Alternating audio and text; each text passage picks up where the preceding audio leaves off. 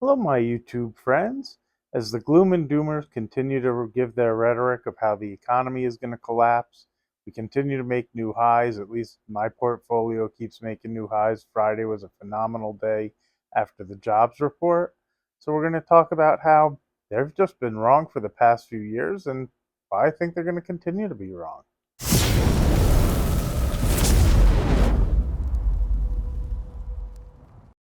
Good morning. My name is Adam Kahn, and this is Investing with Adam K. I hope you're all doing well. Today is Saturday, October. Oh my God, my brain, like I have to think about it. October 5th. And the scary thing is, I even had the reason for the flip is I had to shut the camera off and flip and look. Anyway, for those of you who've made it this long, thank you. You beat the norm. If you could do me a favor and hit that subscribe button, smash the like button, make some comments, I really appreciate it. Today we're going to talk a little bit about the gloom and doomers, continuing to talk about how the economy is going to crash. So the economy keeps chugging along. I hate to admit it, the more negative news out there and the stock market continuing to go, the better. Until I get to the point where when the waitress or waiter at the restaurant, the clerk working at the hotel, the Uber driver is talking about the stock market and the stock picks and the things going higher and higher. I just think we keep going. Like that's the indications. That's what I look for when I think a market's gone too far. And despite everything being really scary, which it is, like the gloom and doomers, they have great data points. The reality is you have to pay attention to the trend. And as they say, the trend is your friend. Trust me, I know, I get it. We're on the brink of a World War III. Legitimately, I don't want to say that flippantly. What's going on in the Middle East is significant. It also creates opportunity for Russia to continue their war. And then there's the chance of China and Taiwan and other things going on. They even have problems in Vietnam with the ships or the Philippines where the ships are bumping into each other and causing havoc and so on and so forth. Then you add to it all the economic data about the $1 trillion in credit card debts and the auto defaults beginning and all the other things that the gloom and doomers keep pointing to as to why we have a huge recession coming. The reality is it's an easy sell because we have the election coming up, so it's easy to hate one of the politicians no matter who you actually like. We also have inflation, which nobody likes. Things are costing more. It's causing our dollars not to go as far. Everybody feels stretched. I hate when I go out to lunch and it costs $60. I mean, it blows my mind away when it's not even anything crazy. I mean, for me and a friend, not just me, but that seems to be how I run business. And what I do is meet people, we have lunch. I'm floored at the expense that it ends up being. But the reality is, earnings are good. Companies are making money. It continues to grow. And some companies are actually still a bargain. I've talked about it in other videos. Look at Meta that's run up all the way. It closed on Friday at $595 a share, somewhere around there. It's made something like, it's up something like 67% for the year, I think. But when you look to the forward price to earnings ratio, it really isn't that expensive in terms of what I think it should be for the rate that it grows at. I think there's room for it to continue to grow as much as the price looks pretty high. I feel the same way about Google that actually had a pullback recently. It's up a little bit from the lows, but it's only trading at like 19 or maybe even 20 times forward earnings, which to me is a bargain for Google. There's a lot of things that are weighing on the stock that make people nervous with AI, which I'm going to talk about a little in this video because I'm actually going to post a video that I did with AI. And I'm curious what you guys think. I'm going to have two postings today, and I'm going to play around with the AI a bit because it's super cool. Anyway, with AI coming around, there's this nervousness that Google's going to have more competition than they're used to having. The thing is, they're still a really strong brand. I don't see things flipping just like that. And Google isn't just the search engine, that's just one of their avenues of revenue. I mean, we all obviously know YouTube. If you're watching the video now, you're well aware of it, and me posting on it, and everybody else who uses it. And I don't see YouTube losing too much market share over the next few years. It's like where the kids go to get their content. I mean, It's the equivalent of television when I was a kid. Top companies always have threats of other companies coming around that may take market share. That's just how the way the world works. And maybe one day they do, and you have to pay attention to see if things actually transition and shift. But while this is a threat, I'm not sure I see them actually getting in a worse position. And in the meantime, it makes the stock relatively inexpensive. Obviously, that could change. I'm wrong enough, and this creates a good opportunity for me to say my usual: don't listen to me. This is just my advice that's worked for me. Really, you need to do your own research when making financial decisions. This is not financial advice by any means. Please just use this as entertainment purposes. I hope you guys all appreciate the content. To be fair, I've been super thrilled to see how many subscribers and everything else. It's really nice watching the channel, so thank you guys. And the reality, for those of you who sometimes think about it, what I like about the channel, what I do for me, is when I talk about the things in my investments, it helps me to be more disciplined in my own world as well. If you don't know, and I probably have talked about it if you watch the channel from all the time, I was a currency trader on the floor of the Chicago Mercantile Exchange. I've talked about it a little, but the negative with that, it created great opportunity, and it's what's helped me get to where I am today. But you buy and sell oftentimes in the time frame of like seconds or minutes. We were the people making the bid and the offer, and while you have an opinion of which direction the market's going, you're really just buying and selling all day long, and you find that the more volume you do throughout the day, the better you make, and you make very little money per trade. I mean, I think on average I was making like $6 a trade, maybe $10 a trade. But if I can make 100 or 200 trades a day, it would add up and you would do well. And you would have winners and losers. Well, the whole point of all this is that makes it really hard to transition into investing in companies. And one of my own weaknesses is getting in and out of trades too quickly. By doing the YouTube channel and talking about my opinions on the trades and where I think the stocks are going, it helps to keep me a whole lot more disciplined and staying with my trades a lot longer, because by telling you my opinions, it makes me stick with it. A great example is Meta, which I've had for quite a long time, and I'm sure that if I didn't do the YouTube channel, I probably would have sold it by now. And I'm embarrassed to say I did sell 20% of it not too long ago, but it's still my favorite company. I still see a lot of room for growth, even though it's had a huge run over the past couple of years. Google and Amazon, I also love. Actually, most of the Magnificent Seven, I think they're great investments, and it's why they continue to outperform. Of course, there are going to be those companies that do better than them, but it's probably going to be something that I know nothing about. And I don't try to stretch too far to have too many names. In fact, if you've been watching some of my recent videos, I'm trying to narrow it down and have less names. I did a video recently, and I don't know how to put it in the description or put it up there. I'd be like, and you can just click on it here, where I talked about doing less stocks because that gives you a better chance of outperforming. Now, don't take it the wrong way. It also gives you more risk that you won't do as well. But if you really want to beat the market, well, the less stocks you pick and the more you know about the ones you do and the more confident you are on those, gives you a really good chance of actually outperforming the market. If your goal is just to do what the market does, well, you have avenues of all sorts of ETFs, and I like, personally, just SPY and QQQ, which is the S&P 500 and the Nasdaq 100. Gives a good way of spreading out and being well diversified and just owning two stocks, because it's not really just two stocks. Now, I know that gloom and doom is what sells videos and the end of the world and things being terrible and the market crashing, that's what people like to hear. It's just not me, and I'm not concerned with just growing a channel for the sake of growing a channel and doing shock video or stating what scares people in terms of getting people all worked up. What bothers me the most about the people who are negative the market is the comments and the people in the comments who are all rooting it on. I don't mean they're actually necessarily rooting on the content creator, but it gives them opportunity to say that the world sucks and yeah, it's going to be awful, and it's Donald Trump's fault. It's Kamala Harris's fault. It's Biden's fault. My brother, it's Obama's fault.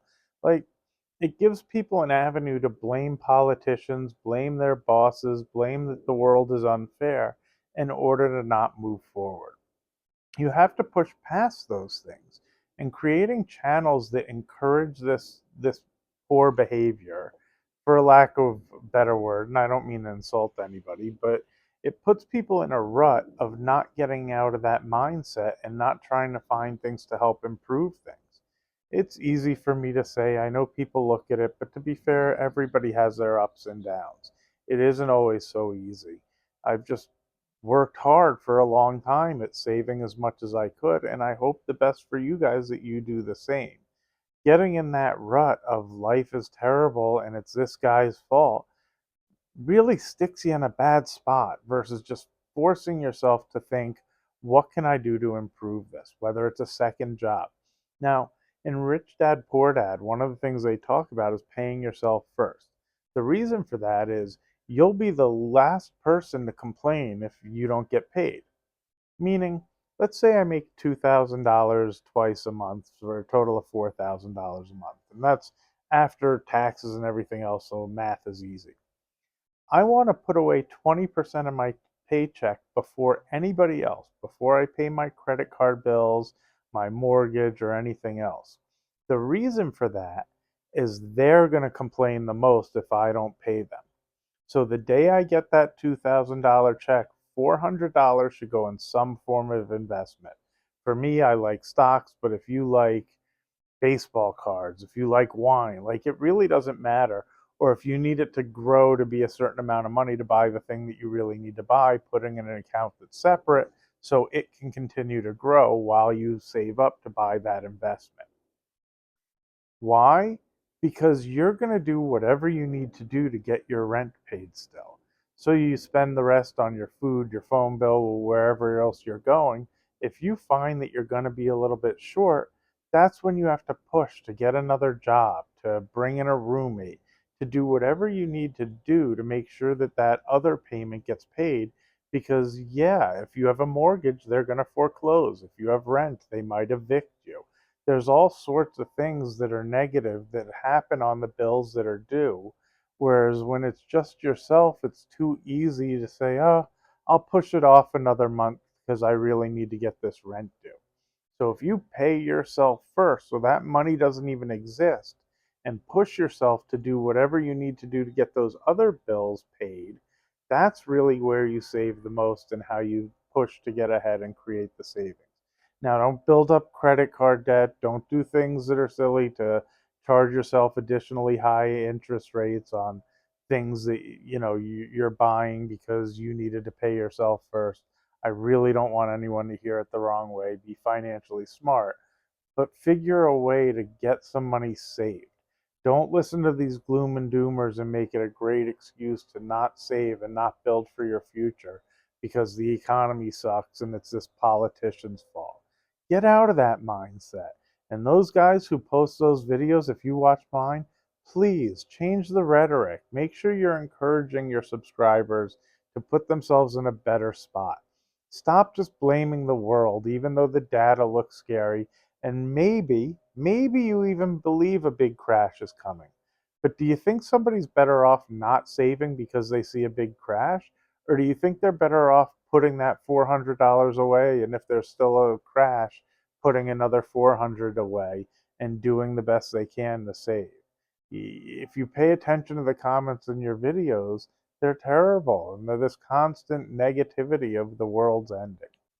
Meanwhile, they've been missing great opportunity, whether that's in the stock market or real estate or wherever it's been.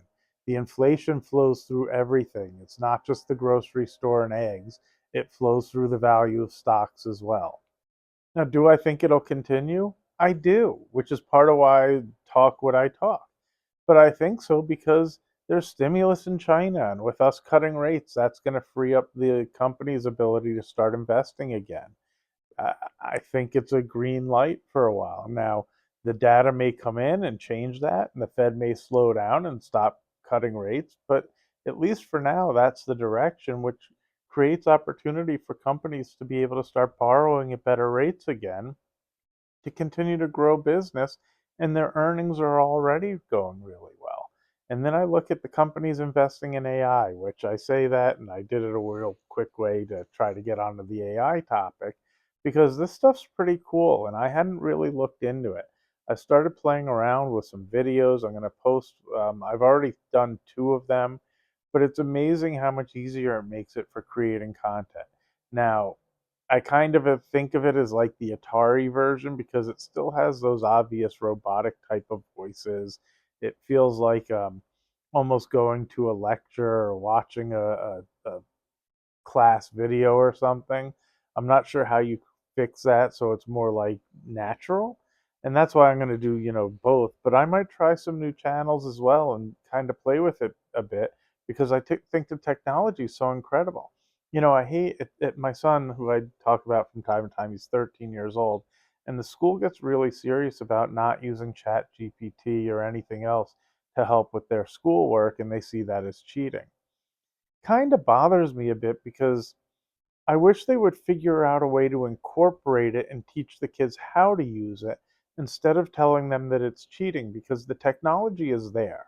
And when they get out into life and they have a job, if they're able to use that to help them to do a better job at their work, that's going to be a good thing. They're not going to go to their boss and say, "Hey, look at what I created. I have this great idea to save money and grow this division and do this or do that." And the boss go, "Did you use ChatGPT? Because if you did, that's cheating, and we just can't use that information, even though that looks like a really great idea." I understand they don't want the kids just going on there, using it, and submitting that for their class projects. Totally understand. But maybe there should be a way to teach them properly how to use it, whether it's a video, how to edit it, but even if it's just the wording, how to go through it and read it, make sure it's accurate before it tells you something like eat a bunch of rocks for your health and because that's good for you. But to tell them it's cheating and not to use it kind of does a disservice. So I get stuck in this middle ground of I want my son to be using it. I don't want him having problems in school. And I don't really see it cheating. Uh, he, he's doing just fine without it. He doesn't use it. But I think he should learn how to because it's going to be a great tool as he gets older if he understands how to versus being told not to because it's cheating. And I haven't talked about real estate yet today, so let's talk a little real estate. It's interesting to see that even here in Las Vegas, it looks like the inventory is picking up. And from what I can tell from the realtors, it seems like the market's beginning to soften a bit. It's interesting because this time of year is not, well, yeah, I guess we are getting into a little bit of a slower time, so I shouldn't be too surprised. You get closer to the holidays, people start focusing on that and don't pay too close attention to real estate. But what's interesting to me about it is rates have finally come down, and I see a better price for a mortgage than where it was recently. Now, Friday, when the stock market went straight up, bond prices went down, so rates went up a little bit, and I did see a shift there as well, which is kind of what I expected. So, real quick, maybe not real quick because I tend to ramble, but what tends to happen is the best pricing you see for a mortgage is before the Fed actually cuts. The reason is JP Morgan, companies you may not have heard of like Flagstar or PennyMac or Mr. Cooper, or all these investors of mortgages, they're well aware of what the Fed plans to do. And they do the best job they can to prepare for the next 6 months, 10 months, 12 months, whatever that timeline is of what they think the Fed is going to do over time and put on those positions beforehand. Well, if you have all those companies doing that, which are really big companies, when it finally happens in the news and Jerome Powell goes on and they say, "Hey, we cut 50 basis points," and everybody thinks, "Oh, mortgages are going to drop because they just did that." All of those big companies have that position on already. So when the small individual starts coming in looking to refinance or buy a home because rates are better, all of those companies are now trying to get out of those trades, and it generally pushes the market the other direction. Also, keep in mind when the Fed cuts or raises rates, That's the overnight lending rate. That is not a mortgage-backed security. And if you watch like a 10-year treasury, that more is in balance of what a mortgage-backed security moves like. And there's generally a spread between the 10-year and what a mortgage rate would be that's more accurate than what the Fed's doing on the overnight lending. Why? Because most mortgages are 30 years long. So what happens on the overnight lending, while it can impact it and they tend to move in the same direction, they're not going to move anywhere near the amount. And what I think you really see right now is the yield on inverting, and the 10 years not dropping at nearly the pace that the overnight lending is, because that's what was expected all along, was that at some point the Fed would have to reverse because they've held it too restrictive for a long time. And when they do, the short end will come down, but the long end is where it is. And as long as we don't have some huge economic crisis or anything to change things, that may not change. So you'll hear about the Fed cutting rates, and mortgage rates may not come down much more than where they are currently. In fact, I think they'll probably stay where they are unless the economy has some big shift. That might create some opportunity where the prices come down a little bit. But again, real estate is really local. So depending on where you are, it might move more or less than you expect. Here in Las Vegas, I expect a small correction, but I don't see any big dramatic downturn. We still have a lot of people moving in from California. The city has grown. People want to be here. When you travel outside the US, many people have heard of Las Vegas. I kind of picture it, New York and California, as the three places that people kind of would want to go. And you could include Hawaii as well, but it's different. And I see that having a value. And we now have sports teams in the F1 and Sphere and all these other things that make it a really interesting place that people who don't live here want to own property here, that makes it a little more expensive than it probably should be if it was just a local market. Now, you move somewhere like Florida, which I've talked a lot about because I like Florida. I think it was undervalued as well. But I think with the higher insurance that they've had, which is legitimate, people are having double, maybe even triple their insurance prices of what it was before. The problems with the HOAs and having to update their budgets and those special assessments that they're having, and then the hurricanes that's coming around that have been more often anyway, I think you'll see a really good opportunity. Forgive me, those who like it's awful. But as an investor, you might see some opportunity from some legitimately distressed sales. Might be a really good opportunity because Florida's an amazing place. It's kind of like being in the Caribbean, but you're still in the continental US. And I think they're going to have, and they already do, a lot more inventory because of these terrible things that are going on, which creates buying opportunity, and they may have a significant pullback. But I think that significant pullback is an opportunity to buy property there because I think Florida is a great place. Just again, keep in mind this is not financial advice. This is just my opinion and for entertainment purposes. The same time, I am beginning to not enjoy owning real estate as investment. I don't like dealing with tenants. The advantage to me is the leverage, and that you're probably getting 4 to 1 on your money. So if a property goes up 2 or 3%, you should have made 8 to 12% if you have, 4 times that. If you're paying cash and just wanting the revenue, I'd rather buy Pfizer stock and get my 5% dividend if I'm 1 to 1 on the investment that I'm making.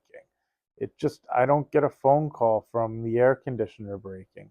And full disclosure, I have a tenant who I've started the eviction process because they haven't paid in either 2 months or 3 months, and it's rather frustrating. And then I go there to find out they haven't taken care of the things that they're supposed to on top of it. So not only have I not collected the rent, but I'm going to have them things that are an expense to have to fix afterwards. And then there's all sorts of responsibilities if they don't get caught up and if they don't move their stuff out that are a little bit of a headache. And my attitude is I've never gotten a phone call from Pfizer that somebody made a mess in one of their plants and I got to go take care of it. Every quarter they send that dividend check. Now I have the risk that they don't have the earnings they're expecting, and maybe they have to cut that dividend one day. And I just use Pfizer as a microcosm for anything out there paying a 5% dividend. It doesn't have to be specific to them, but the company does have to continue to earn enough money to be able to make those dividend payments to rely on them, and that's never a guarantee, as you all know. So that's why, at least me personally, I've started gravitating more towards stock than real estate. But trust me, I am a real estate lover. That's what I've liked over the years. It's really been a passion of mine, and I enjoy it, and I've thought of it since I was really young. It's just as I've gotten older and I think about the ease of dividends versus owning rental properties, I think I'd rather transition into dividends than having rental properties just because of the pain in the butt that they are. Now, if you find a really good rental and you don't mind working it, there are great opportunities in them. I even think if you're able to be fortunate enough to find a fourplex that you like the area, that you could live in one of the units and rent out the other three, creates an opportunity where you're right there on site and can actually learn to know who your renters are and pick really good renters. There's great ability in these things, and there's a good way to grow wealth. I just, as I'm getting older, like I said, less headaches, ease of life, less things to worry about. That's what I start to focus on. So I hope everybody had a great week. I hope this coming week the market just continues to keep chugging along and make everybody scratch their head and say that it doesn't make sense. I love those weeks. I like when they all say it's overpriced and it can't go any further. Can't is a really bad word. Anything can happen. I've learned that over the years. Anyway, be careful, do well. If you have any questions, just post it in the comments. Feel free to, if there's a way to pull up my email, shoot me an email, ask whatever you like. I really enjoy this stuff and I'm happy to do it. Um, like I said, it keeps me focused on the things I want to invest in. Have a great week. Don't forget, smash that thumbs up button, hit the subscribe button. See, I reversed it by accident. Comment. Let me know what you guys are thinking, and have a great week again.